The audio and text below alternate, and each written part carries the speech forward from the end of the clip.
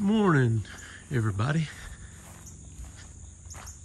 So I got the firminator on my tractor, put it on there last night. I hadn't even used this thing yet.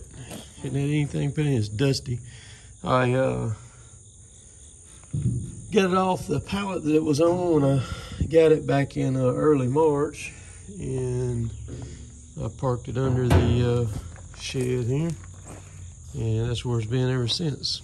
And I intended on planting some stuff with it this summer, but man, all the stuff with the storms up at Amory and everything just kind of snowballed on all that stuff, man. And one thing led to another, and I didn't have time to do it. I capitalized on quite a few other things, and was able to do very, very well doing the tree work and accumulate, get the new lift in there that's inside the shop and several other things and what have you. But it's getting about that time of year, man. I took and bush hogged a strip over there late yesterday evening, this behind the shop, and it runs down the power line there. Also went over to the property this right over here that I keep up, where I bust all the beaver dams all the time. And I went in there and cut, there was about 3 or 4 different problem places in the roads that had trees and debris and everything like that. Got them cut up, so this next week sometime I will be going over there to bush hog, and I'll just take the grapple rake and grapple that stuff out of the rows there and push it out of the way. So I'm about to go, picked up a load of corn yesterday. I'm about to go to over to property in Alabama and go ahead and top feeders off. I keep corn in them year round, and we'll get that done this morning. Yesterday I also serviced this thing right here, this Ranger. It was due for it. Got the oil changed in it and all that. I've got about I got a little over 300 hours on it now is what's on it. I can't remember when I got that thing. I think I got it back in 19, I believe. Something like that. 19, maybe 20. I can't remember, but yeah, fixing to go over there and take it, fix all that out.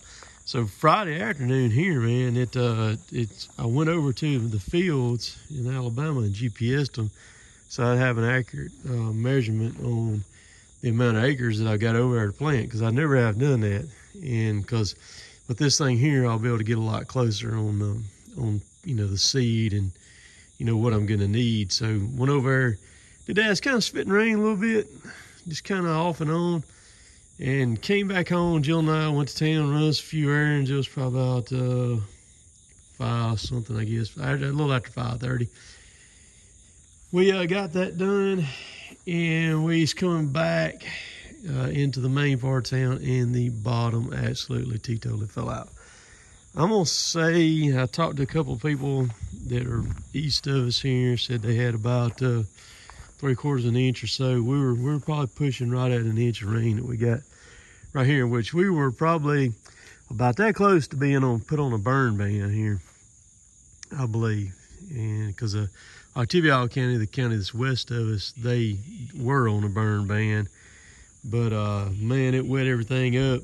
It had gotten bad dry here, so the rain was welcome. I mean, it wet the ground enough to where it made it just a little bit, a little bit soft. So there ought to be pretty good moisture in the ground, because I'm planning on planting not this coming weekend, which will be like the 9th, but I'm planning on planting the weekend after that, my stuff, and we'll see how that goes. I'm gonna do I got some wheat, just some wheat. I'm gonna do some tests there, getting used to this thing. The thing right there is very, very heavy. It is also very, very well built too. Look at the welds on that thing, all powder coated. They build these right down there in Milner, Georgia, which is kind of outside of Columbus, Georgia, kind of outside of LaGrange, Georgia, over there. Very well built. So I'm excited to use it. It's got fork pockets where you can stick forks in. See it on the other side over there. So you can fork it and pick it up and load it. It's got stops inside there so you don't go into your seed box. The gangs are adjustable. I looked at a lot of different options on planters, and these come in. I got this one when I went up to the National Wild Turkey Federation banquet or convention up at Nashville back in February, and you could get them at a little bit better price. So I went ahead, pulled the trigger, and got one. They come in about $8,500 or $9,000 or something, somewhere around in the neighborhood. Very, very simple to use. There's all your seeds right there.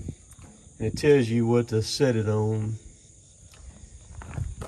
There's your handle to set it. And then right there is your gauge that adjusts the cups as to the size seed is going in there. So like I said, I'm anxious to use this thing, play with it. Cause like say a Great Plains, man, they're coming in at over 20 grand now. And you can either run it to disc, tilled ground in front of it, or you can run it without. So we'll see. I'll be filming some videos with it, but I'm about to load up and get busy. Hope y'all have a great day today. We'll catch y'all later. Later, taters.